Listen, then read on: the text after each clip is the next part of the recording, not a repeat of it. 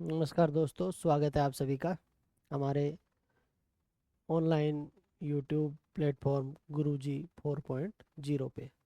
तो दोस्तों, आज से हम लोग डेली आपके लिए कुछ करंट अफेयर्स, कुछ जर्नल अवेयरनेस, जनरल स्टडीज, इस टाइप की डेली आपके लिए हम ये क्वेश्चन आंसर्स की एक सीरीज़ शुरू कर रहे हैं, जो आपको आने वाली आपकी सभी एग्ज़ाम्स में बहुत ही मददगार साबित होगी। और हम डिटेल्ड में एक एक सवाल के बारे में बात करेंगे। तो चलिए दोस्तों, टाइम ख़राब नहीं करेंगे आपका, शुरू करते हैं। तो हमारा जो पहला सवाल है, देखो ये आज 6 सितंबर है। तो हम आज की जो हमारी जर्नल अफेयर्स, करंट अफेयर्स जो है, सॉरी, उसके बारे में बात करेंगे। तो देखो, पहला सवाल है कि आत्मसम्मान आंदोलन जिसने 2025 में अपनी शताब्दी पूरी की, यह किस भारतीय राज्य में सामाजिक और राजनीतिक विमर्श को महत्वपूर्ण रूप से आकार दिया। तो मैं आपको बता दूं कि इंडियन हिस्ट्री में 1925 में एक आदमी थे जिनका नाम था E.V. रामास्वामी नायकर, उनका नाम ये था। और उनको एक नाम से और भी जाना जाता था। वो नाम क्या था? वो नाम था पेरियार। उनको पेरियार के नाम से भी जाना जाता था, जो एक बहुत बड़े समाज सेवी थे उस समय के, जिन्होंने साउथ इंडिया में एक आंदोलन शुरू किया था, आत्मसम्मान आंदोलन। जो बेसिकली जो स्वर्ण जातियाँ थी, जो स्वर्ण जातियाँ थी, उनके खिलाफ ये आंदोलन किया गया था। क्योंकि उस टाइम में छुआछूत वगैरह जो थी वो अपने चरम सीमा पे थी, और कुछ ऐसी जातियाँ थी जिनको अछूत समझा जाता था। जैसे कि दो जातियाँ हुआ करती थी, एझवा और पुलैया।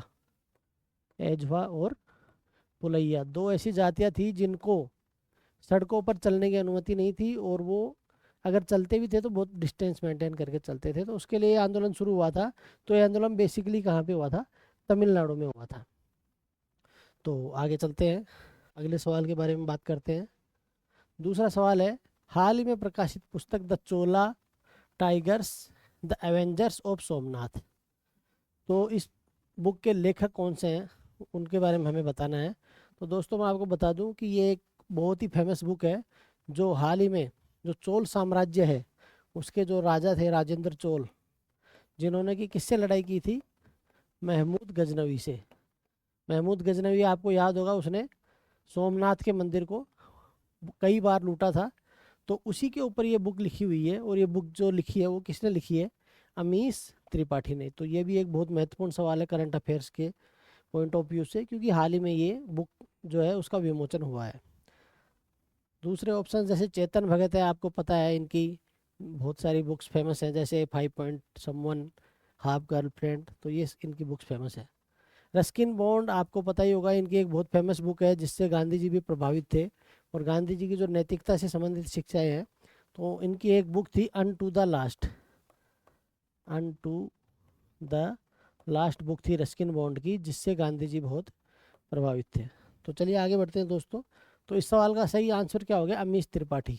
तो ये याद रखना आप, Amish Tripathi the Chola tigers book के लेखक। अगला सवाल है कि नागरिक उड्डयन पर पूर्वोत्तर क्षेत्र के जो मंत्री हैं, उनका एक सम्मेलन हुआ है। तो ये जो सम्मेलन है ये कहाँ पे हुआ है, ये सवाल है। तो आपको मैं बता दूं कि ये सम्मेलन हुआ है ईटानगर में। कहाँ पे हुआ है? ईटानगर में। तो बीच में हम लोग एक बार बात कर लेते हैं थोड़ा कि कहाँ पे है ये ईटानगर। तो देखो, ये जो पोर्शन है हमारा, ये हमारा जो प्यारा भारत है, इसके जो उत्तर पूर्व में जो ये 7 राज्य हैं, इनको 7 सिस्टर स्टेट्स कहा जाता है। 7 सिस्टर्स कौन कौन से हैं? पहला है अरुणाचल प्रदेश, सबसे ऊपर। उसके नीचे दूसरा कौन सा है? आसाम। उसके बाद में उसके नीचे कौन सा है? मेघालय।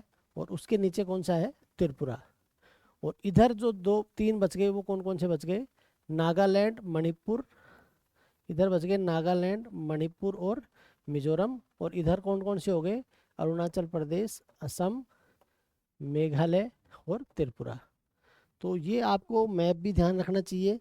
और आपको पता है कि अरुणाचल प्रदेश की राजधानी ही कौन सी है? ईटानगर उसकी राजधानी है, जहाँ पर कि वो सम्मेलन अभी हाल ही में हुआ है। तो चलते हैं अपन वापस अपने सवालों पे। तो ये हो गया दोस्तों, ईटानगर आ गया इसका सही जवाब। अगला जो सवाल है, इस वर्ष के सरस आजीविका मेला 2025 ये दिल्ली में भर रहा है ये मेला, और ये 22 सितंबर तक ये जो मेला है ये चलेगा। तो इस बार जो इसकी थीम रखी गई है वो क्या रखी गई है, बहुत ही इंपॉर्टेंट सवाल है ये भी।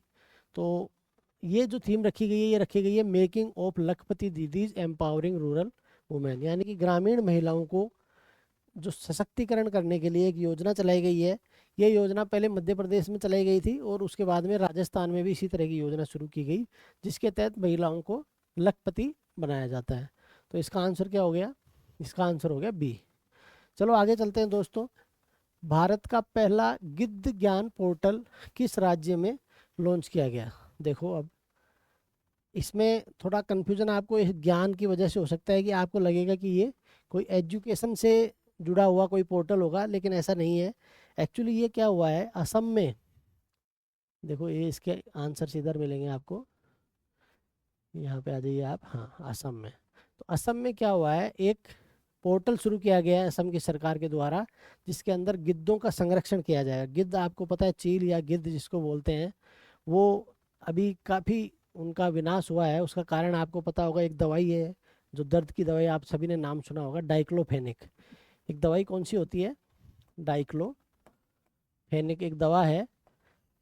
तो होता क्या है कि हम लोग जब ये दवा लेते हैं तो ये जब आदमी की मृत्यु हो जाती है तो चील आपको पता है वो अपघटक होते हैं जो ये मनुष्य की या और बहुत सारे जो जीव हैं उनके शरीर के मृत्यु के बाद जब वो उनको खाते हैं तो ये डाइक्लोफेनिक जो दवा है उनके शरीर में पहुंच गई गिद्धों के। उससे क्या हुआ, उनके जो अंडा था उस अंडे की जो खोल है वो कमज़ोर होने लग गई, और जो गिद्धों के बच्चे हैं वो जन्म से पहले ही मतलब उस अंडे के अंदर उनकी मृत्यु हो जाती है, इसीलिए इनकी संख्या में भारी कमी आई। ये मैं आपकी जानकारी के लिए बता रहा हूँ। तो इसका आंसर क्या होगा, असम। अगला सवाल अब देखते हैं यहाँ पर कि दक्षिणी एशिया की पांडुलिपि परंपराओं और गणितीय योगदान पर एक सम्मेलन हुआ है, किसके नाम से, संहिता के नाम से। तो ये सम्मेलन कहाँ पर हुआ है, पहली बात तो आपको ये पता होना चाहिए। तो ये सम्मेलन कहाँ पर हुआ, नई दिल्ली में हुआ। और जो है इसका उद्घाटन किसने किया, तो ये आप याद रखना कि इसका उद्घाटन डॉक्टर एस जयशंकर ने किया है। और आपको पता ही है एस जयशंकर कौन है, ये हमारे विदेश मंत्री हैं। चलो आगे चलते हैं दोस्तों। एक और सवाल आ गया पूर्वोत्तर का, कि पूर्वोत्तर क्षेत्र में अभी एक बैडमिंटन चैंपियनशिप में एक नए राज्य को शामिल किया गया है। तो ये नया राज्य कौन सा है, तो ये जो नया राज्य है ये आपको बता दूं मैं, ये जो नया राज्य है ये है सिक्किम। अभी मैंने आपको दिखाया था, अगर मेमोरी में आप याद कर पाएँ तो सिक्किम जो है वो कहाँ पे था, ये सेवन सिस्टर्स में शामिल था या नहीं, पहले आप ये बताइए। ये सेवन सिस्टर्स में शामिल नहीं था। दोबारा चलते हैं बेटा मैप पे, देखो सिक्किम कहाँ पे है, ये यहाँ पे है। और जो नॉर्थ ईस्ट राज्य है इसको चिकन नेक भी बोला जाता है। तो हाल ही में किसको शामिल किया गया है, सिक्किम को शामिल किया गया है। चलो वापस चलते हैं अपने एक बार अपने सवालों पे। तो ये हो गया, तो इसका जो आंसर हो जाएगा वो क्या हो जाएगा, सिक्किम हो जाएगा। अगला सवाल है कि 4 सितंबर 2025 को, ये भी बहुत बड़ा इवेंट हुआ है, इसके लिए भूटान के प्रधानमंत्री भी हाल ही में भारत आए थे इसका उद्घाटन करने के लिए। तो 4 सितंबर 2025 को रॉयल भूटान बौद्ध मंदिर का उद्घाटन कहाँ किया गया, तो इसका जो आंसर है वो आएगा राजगीर। तो राजगीर में अभी हाल ही में हमारे यहाँ से जो केंद्रीय मंत्री थे किरण रिजिजू वो गए थे, और भूटान के जो प्रधानमंत्री वो भी आए थे और उन्होंने मिलकर के इसका उद्घाटन किया है। तो इसका आंसर क्या आ जाएगा, राजगीर। बाकी भी आप ऑप्शन देख रहे हो, जो बोध गया, नालंदा, पटना, ये भी सब बिहार में है, और ये बौद्ध धर्म से जुड़े हुए महत्वपूर्ण स्थलों में माने जाते हैं। अगला सवाल है, केरल के कोच्चि में किसने अपनी आत्मकथा mother Mary come to me, एक बहुत ही महत्वपूर्ण पुस्तक है और बहुत ही चर्चा में रही है, इसलिए इसको पक्का आप याद रखना, ये एग्जाम में आ सकती है।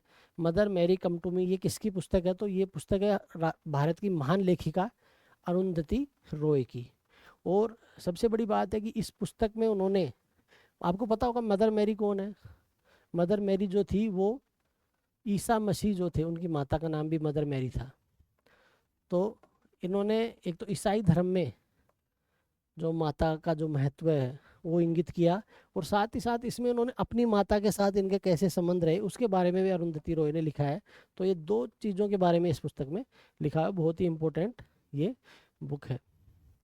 उसके बाद अगला सवाल अपन देखते हैं कि 7 सितंबर 2025 को प्रोफेसर वी के गोखक, ये गोकक है एक्चुअली, वी के गोकक पुरस्कार किस लेखक को प्रदान किया गया? तो इसका सही आंसर क्या होगा? आनंद वी पाटिल। इनको हाल ही में बेंगलोर में एक सम्मेलन हुआ था जहाँ पे इनको ये पुरस्कार प्रदान किया गया। तो दोस्तों ये थे आज के आपके करंट अफेयर्स के 10 महत्वपूर्ण सवाल, और इसी तरह से हम आपको हर रोज़ जो 10 इम्पोर्टेंट सवाल होंगे करंट अफेयर्स के वो हम करवाएंगे, जो आपके एग्ज़ाम में बहुत हेल्प करने वाले हैं। और इन सभी की आपको अगर फ्री PDF चाहिए तो हमारा टेलीग्राम चैनल है, उसका नाम है गुरुजी फोर ये वाला 4 है एग्ज़ाम, इस नाम से आप सर्च कीजिएगा। आपको वहाँ पे हम डेली कम से कम 10 से 15 PDF वहाँ पर डालते हैं, जो डेली के current affair, general awareness, map of the day, और इंडिया का मैप होता है उसमें, वर्ल्ड का मैप भी होता है, और बहुत सारी चीज़ें हम आपको फ्री प्रोवाइड करवा रहे हैं यहाँ। तो आप हमारा ये जो ये जो टेलीग्राम जो ग्रुप है इसको आप ज्वाइन कीजिए, और यहाँ से आप इसकी फ्री PDF डाउनलोड कर सकते हैं। तो थैंक यू दोस्तों, मिलते हैं हम अगले वीडियो में।